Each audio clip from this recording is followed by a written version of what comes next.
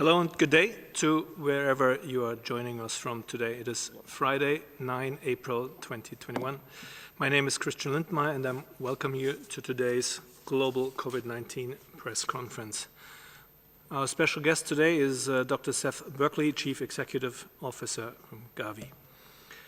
Simultaneous interpretation is provided again in the 6 official UN languages: Arabic, Chinese, French, English, Spanish and Russian, and as well as in Portuguese and Hindi. Let me introduce the participants.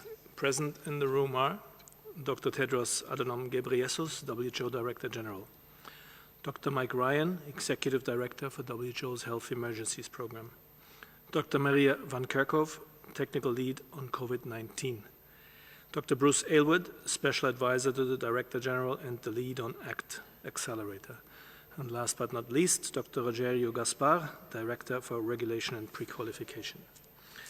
With this, let me hand over to the Director General for the opening remarks. Thank you, Christian. Good morning, good afternoon, and good evening. As you know, at the beginning of the year, we issued a call for vaccination to begin in all countries within the first 100 days of the year. Tomorrow is day 100. Out of 220 countries and economies, 194 have now started vaccination and 26 have not. Of those, 7 have received vaccines and could start, and a further 5 countries should receive their vaccines in the coming days. That leaves 14 countries who have not yet begun vaccination for a range of reasons. Some have not requested vaccines through COVAX, some are not yet ready, and some plan to start in the coming weeks and months. COVAX has now delivered more than 38 million doses of vaccine to more than 100 countries and economies in the past 6 weeks. We are encouraged that almost all countries who want to start have now started. However, I emphasize the word start. Most countries do not have anywhere near enough vaccines to cover all health workers or all at-risk groups, never mind the rest of their populations. There remains a shocking imbalance in the global distribution of vaccines. More than 700 million vaccine doses have been administered globally, but over 87% have gone to high-income or upper-middle-income countries, while low-income countries have received just 0.2%. On average, in high-income countries, almost 1 in 4 people has received a vaccine. In low-income countries, it's 1 in more than 500. Let me repeat that. 1 in 4 versus 1 in 500. COVAX had been expecting to distribute almost 100 million doses by the end of March. But due to a marked reduction in supply, we have only been able to distribute 38 million doses. We hope to be able to catch up during April and May.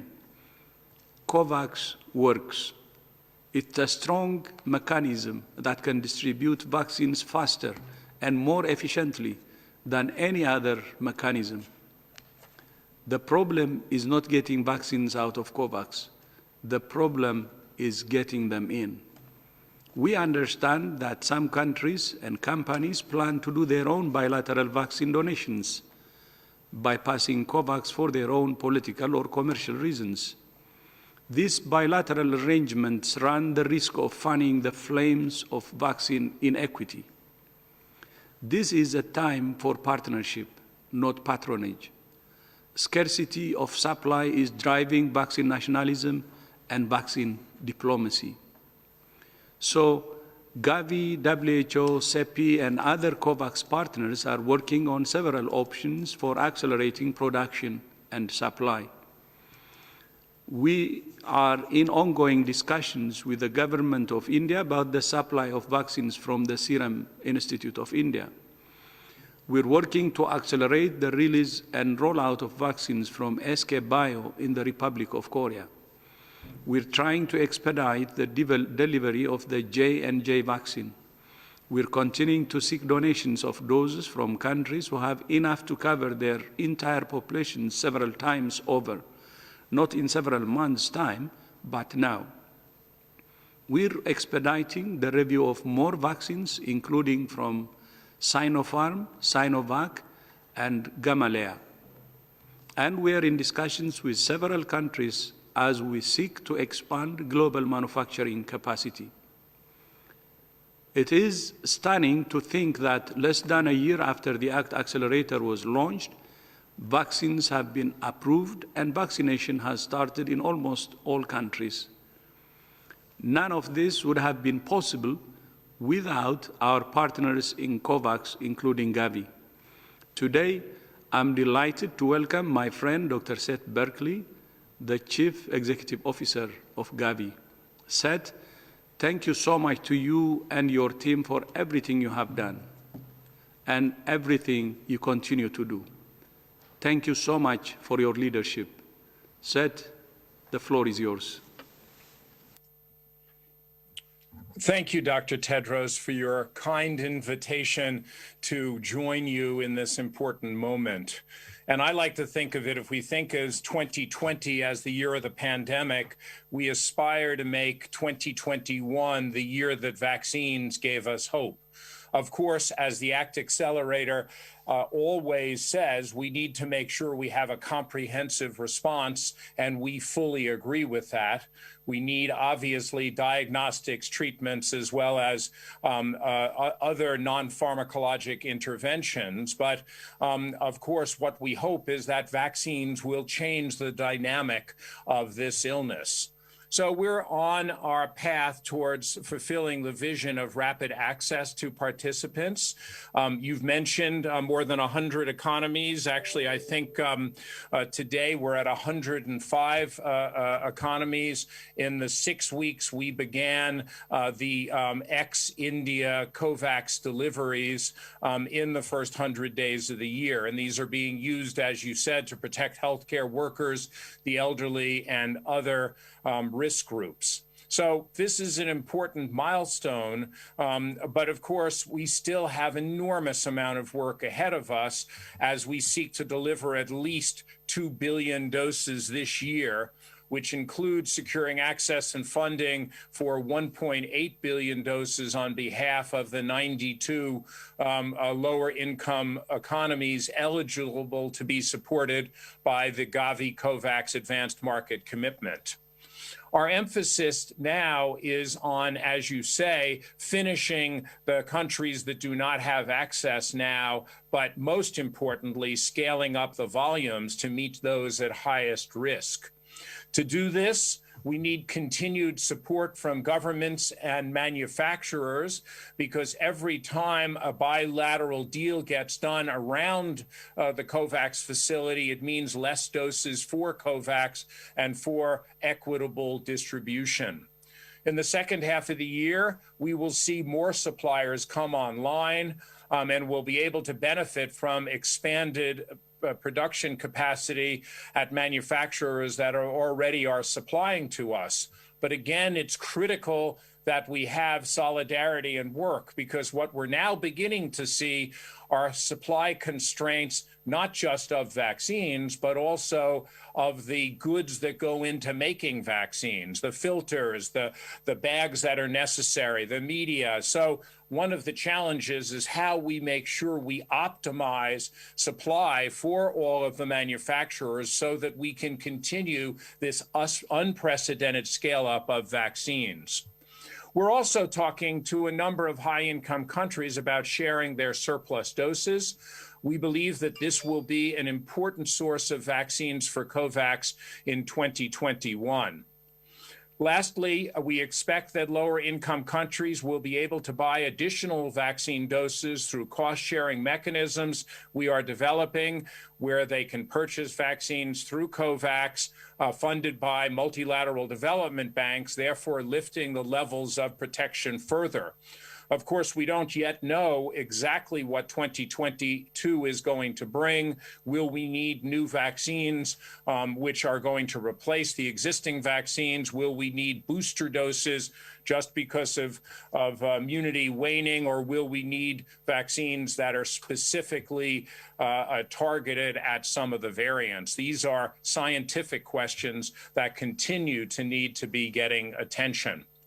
The country demand for COVID-19 vaccines has increased significantly in light of the new variants, and achieving greater population cover to slow down the appearance of variant means the need for additional financing has become even more urgent.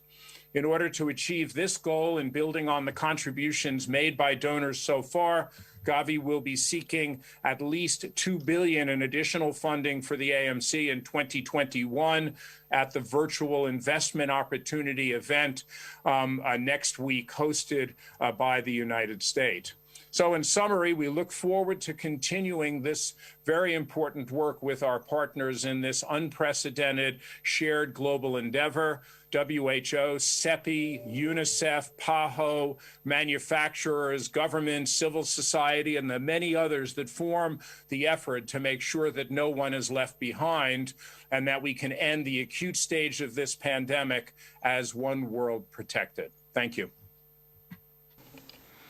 Thank you. Thank you so much, Seth, for your leadership and partnership. I look forward to continuing to work with you to achieve our vision of vaccines for all.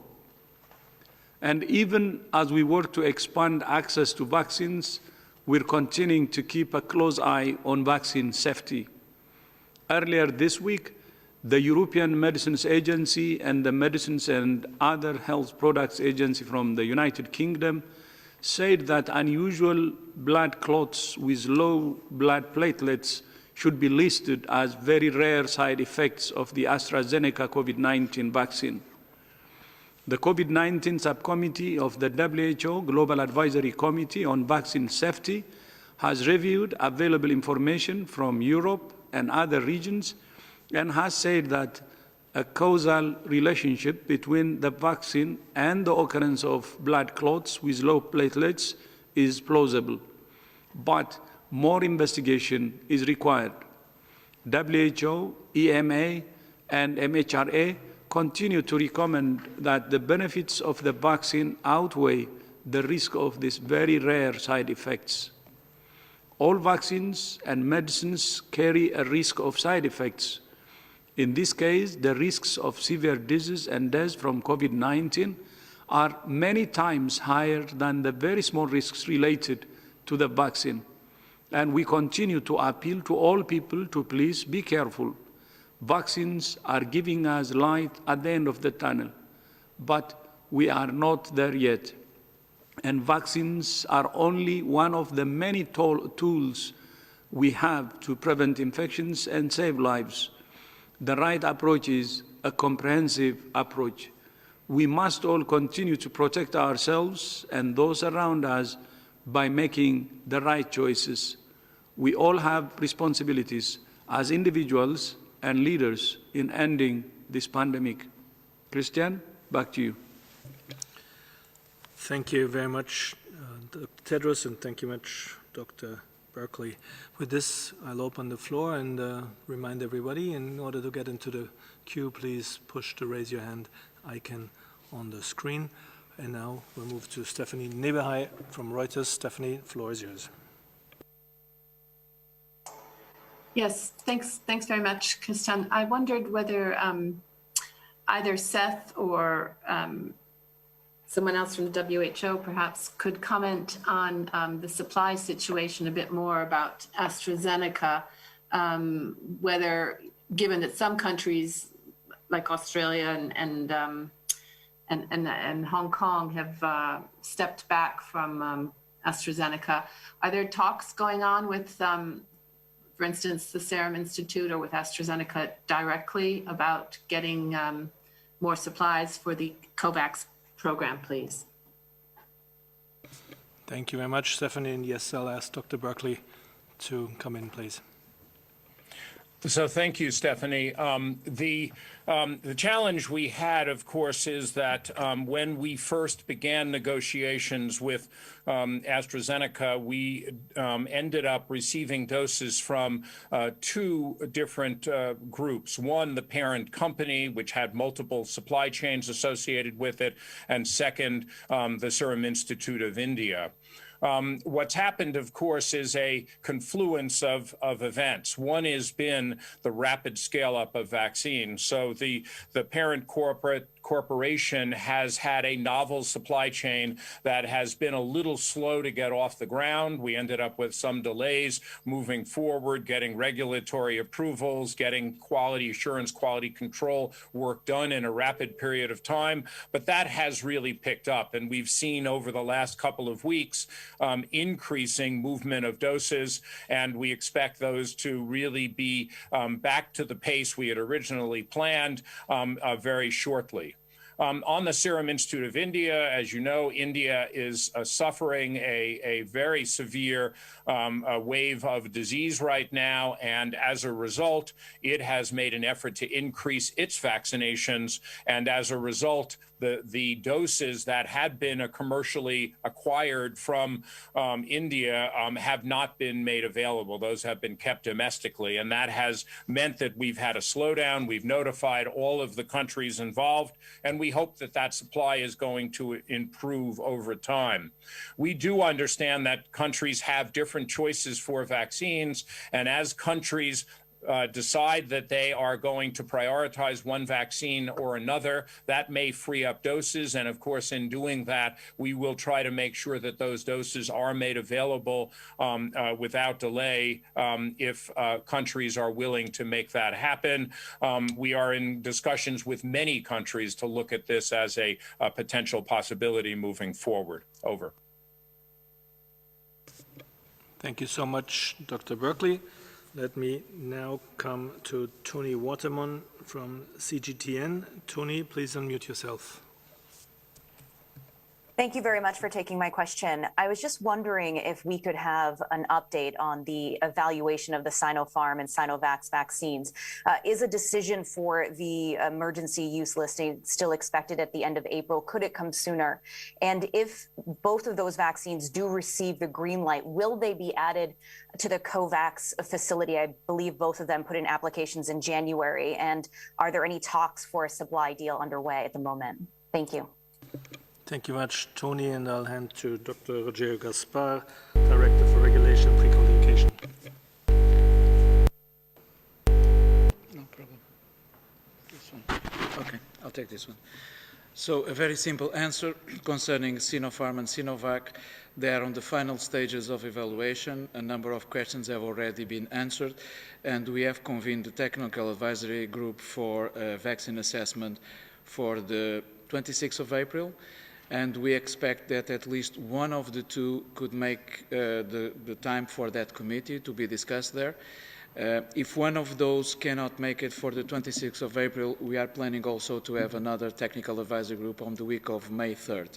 So between the 2 weeks, we expect that the final decision will be reached on the two vaccines. Thank you. Thank you very much, Dr. Gaspar. Let me now hand to Jamil Shad from o Estado de Sao Paulo. Jamil. Oops, sorry, Dr. Aylward, please. Yeah, I think Seth might want to come in on the second part of that question about the utility of these products for the COVAX facility. I think, as we've said in previous communications, let's take advantage of Seth's being with us, but previous communications, through the COVAX facility, we are trying to ensure all vaccines are assessed, irrespective of where they are made, where they're produced. We want to have as broad a portfolio as possible, and indeed have been in discussion with a broad range of manufacturers, including from China and elsewhere, in the course of setting up the facility. But perhaps Seth would like to speak to this issue as well.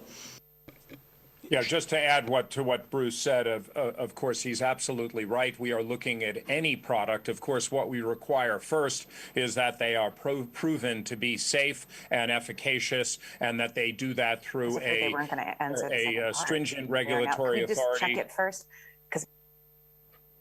or through WHO pre-qualification or emergency use listing. But the second issue that we will be looking at, of course, is that the portfolio is well balanced and that there is cost effectiveness of the product. So there are a number of other steps that will be involved, but we are in discussions with all of the manufacturers that have vaccines out now, and we'll continue to do that until we determine that it makes sense to go ahead and purchase for the facility or not. Thank you very much all for your answers. That was Dr. Seth Berkley, and before it was Dr. Bruce Aylward, and apologies for trying to cut the answers short. Now let's move to Jamil Shad from Estado, Sao Paulo. Jamil, please unmute yourself. Yes, Christian, can you hear me? Very well. Yes, Dr. Tedros, good afternoon. My question is about Brazil. At least one region in the country has more deaths than births at the moment, more than 4,000 deaths per day.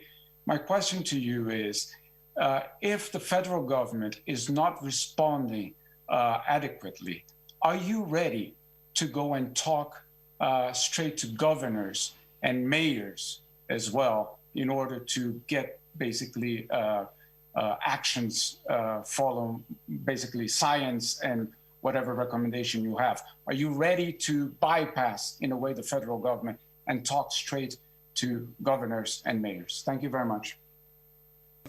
Dr. Tedros, please.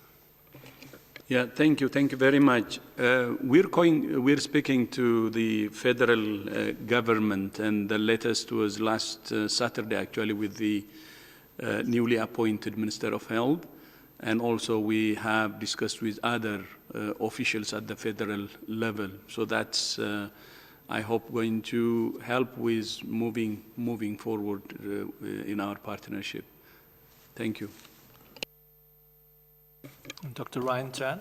Yeah, and just to add, as part of our normal technical cooperation with Brazil, our country office and our colleagues in PAHO very often work directly on technical and operational support at the state level. And in fact, we have a number of technical teams working at subnational level. But obviously, our political engagement remains with the federal government, which is appropriate for us as an organisation.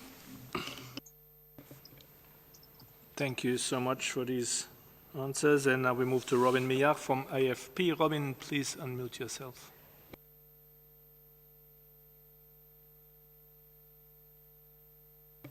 Yes, thank you. France announced today that people under the age of 55 who've received a first dose of the AstraZeneca vaccine can switch to another vaccine for their second dose. On the mixing and matching between vaccines, in February when SAGE issued its recommendations on AstraZeneca, there was no data at that point on which it could recommend either way on mixing and matching. Are there any early indications from any data so far since then? And could mixing vaccines eventually prove beneficial, especially between different types of vaccine? Thank you. Yeah, thank you, Robin, for this. Let me ask Dr. Gaspar. Let me be very clear about that. There's no available data to recommend that at this moment in time. So that's the only answer I can give right now. Thank you for a crisp clarification. And now we move to John Zarocostas from Lancet. John, please unmute yourself. Yes, good afternoon. My question is to Dr. Berkley. I was wondering, sir, you just mentioned earlier. John, you seem to have pressed the mute button, or we lost you. Try again, please. Yeah, can you hear me? Yes, please go ahead. Can you hear me? Yeah, all right, good. Yes, my question is to Dr. Berkley. You mentioned that you have expectations to have an increase in production in the second half of this year. Can you give us a bird's eye view how much anticipated increase you are looking at, given in your close talks with producers? Thank you.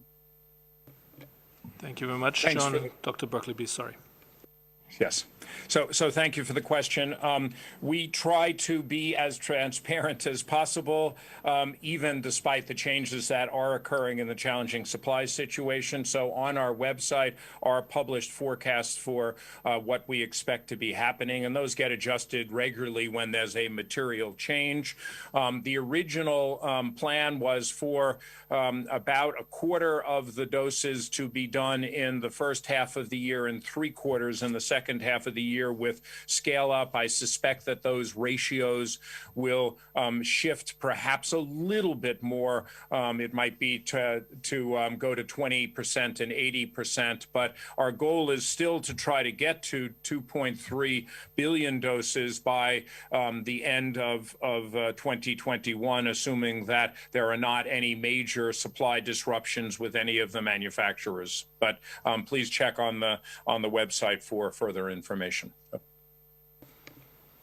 Thank you very much, Dr. Berkeley. And we'll move to Catherine Fiancon from France 24. Catherine, please unmute yourself. Yes, thank you, Christian. Good afternoon to all of you. I mean, in fact, my question is a kind of follow-up of John's question.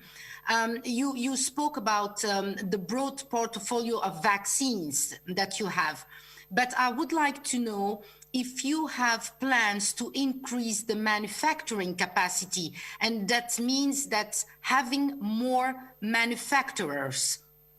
Is there any existing plan for that in order to give access to everyone to vaccines? Thank you. Dr. Berkeley? Yep. So thanks for that question. The answer is we are planning to increase the number of products. We're at 7 products now. We hope to get somewhere between 10 and 15 products, but we also hope to expand production both in numbers of sites as well as in the volumes those sites can produce.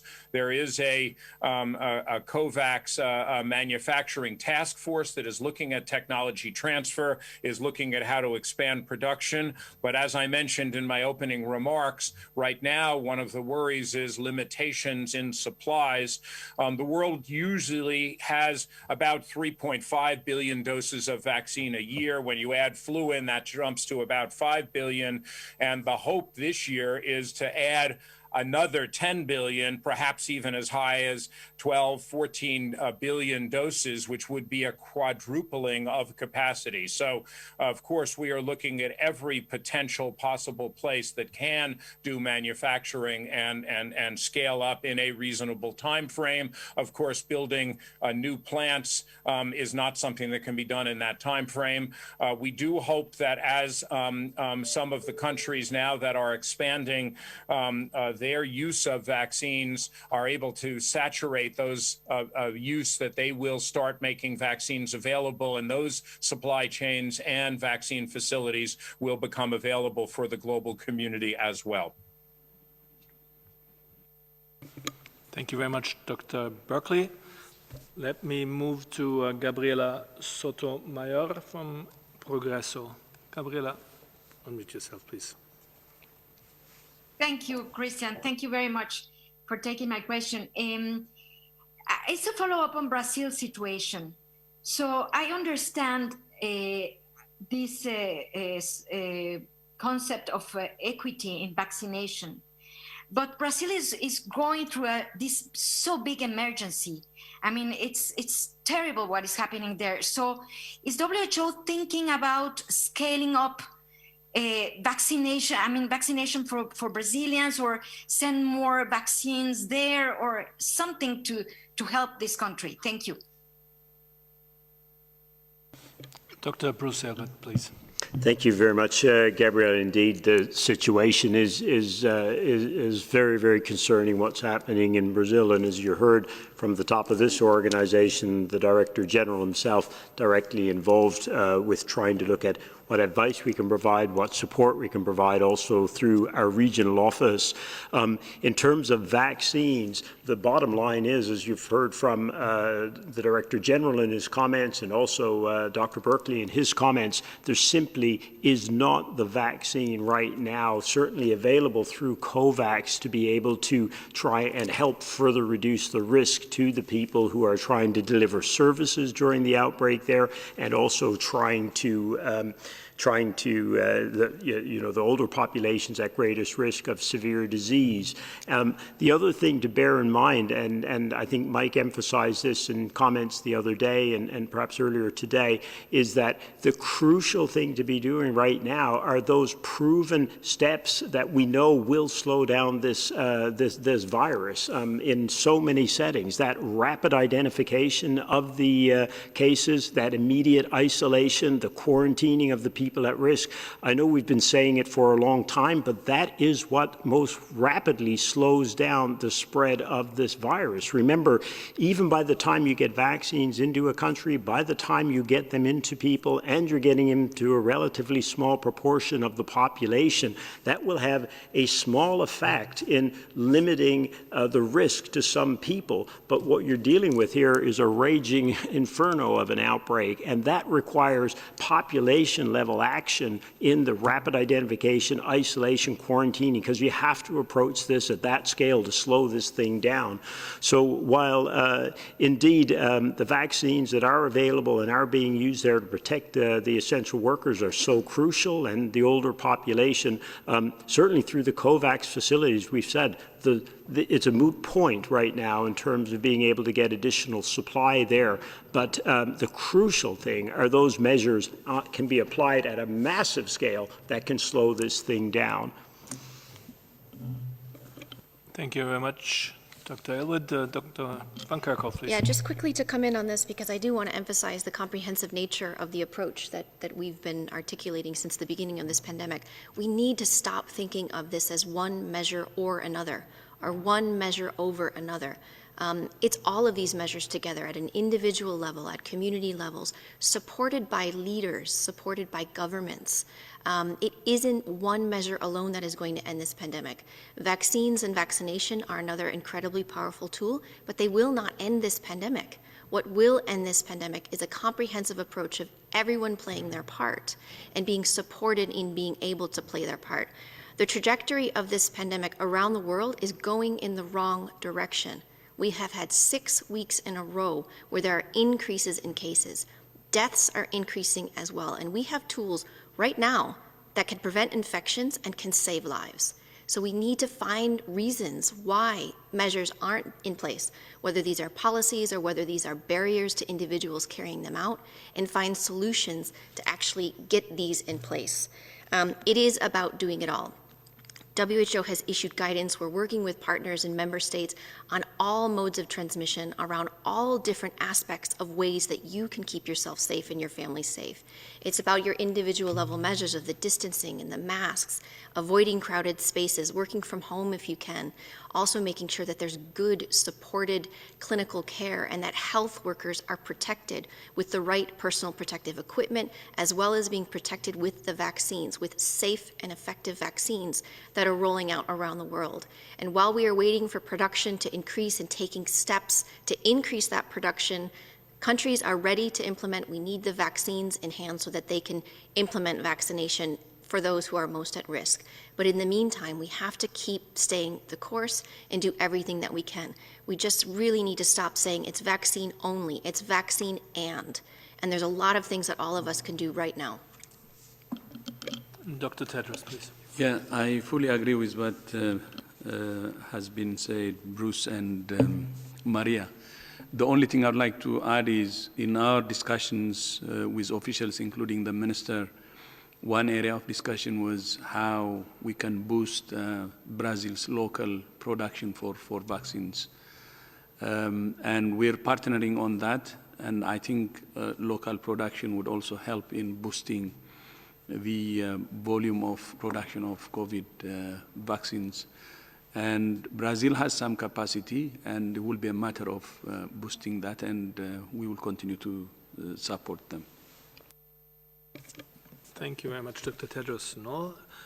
We seem to be coming to the last question, and that one will go to Aswin Vashvinger from Observer Times India. Aswin, please unmute yourself. Thank you for considering my question. My question is it necessary to have a chart on number of citizen vaccination of individual country along with its contribution to WHO's COVAX vaccination? In India, the state of Maharashtra have Hafkin Institute for Training, Research and Testing, which has performed a pivotal role in polio vaccination in India. Why government of India had kept such institution out of production in order to fulfill COVID-19 vaccination demands for domestic and international vaccination supply? Can WHO intervene and suggest government of India to get production of COVID-19 vaccine through Hafkin Institute? Thank you. Thank you very much, Aswin, and let me hand to Dr. Aylward.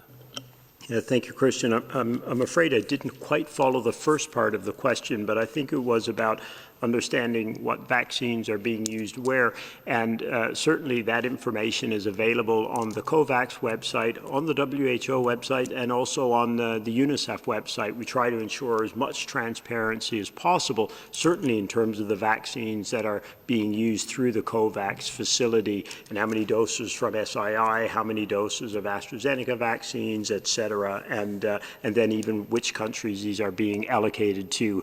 A core principle of the COVAX facility has been that all participants, and indeed anyone in the world, can have visibility on what's happening where. So there's a lot of work in that regard.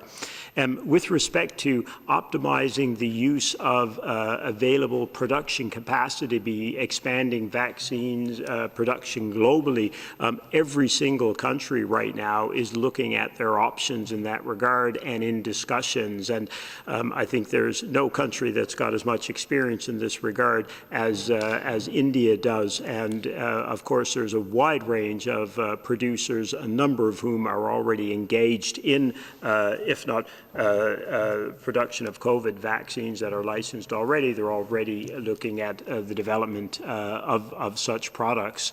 And I do know as well, in fact, we've been working closely with the ministries in the government that are responsible for supporting the production of medical products, and they have been working very hard with the institutions throughout India and potential producers who may be able to scale up production.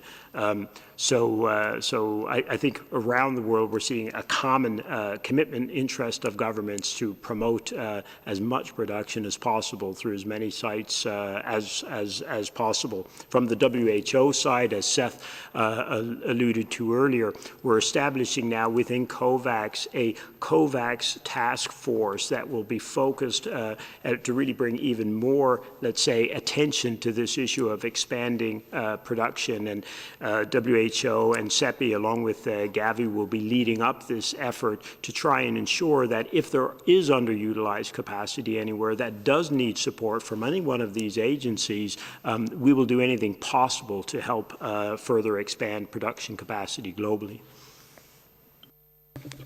Thank you very much, Dr. Aylward. With this, we come to the end of our briefing today, and I will ask Dr. Seth Berkley for any closing remarks. Thank you very much. Thank you. I just wanted to come in on that last question because I think in that question, again, I had a hard time hearing it as well. I think he mentioned the issue of polio vaccines. And I want to emphasize one of the important priorities during all of this is to continue the use of routine vaccines and to make sure that we continue to produce the vaccines that we need to avoid other infectious diseases, because the worst case scenario would be epidemics of other diseases that would further strain the health systems and make it really impossible to get control over COVID. So I think it's very important that we get that balance right. And at the current time, we are seeing manufacturers continue to produce the vaccines we need for the routine vaccines and even those that are necessary for other epidemic infectious diseases that we are seeing, of course, simultaneously, whether they be Ebola, yellow fever, cholera. Those productions need to go on and continue to make sure there is provision of these vaccines to try to keep the world as free of infectious diseases as we can during this very difficult time. Again, thank you. It's a real pleasure to be with my colleagues at WHO in working together on this problem, and we look forward to our continued partnership. Thank you very much, Dr. Berkeley, and thank you, of course, for joining us today. Before I hand to Dr. Tedros for the final remarks, as usual, the audio files will be posted right after the press conference today, and the full transcript will be available tomorrow morning on our website. For any other follow-ups, please contact media inquiries at who.int. Dr. Tedros, the floor is yours. So thank you so much, Seth, for joining us today, and again for your leadership. And I would also like to thank the media colleagues from the media for joining us today. So bon weekend. See you next week. Bye-bye.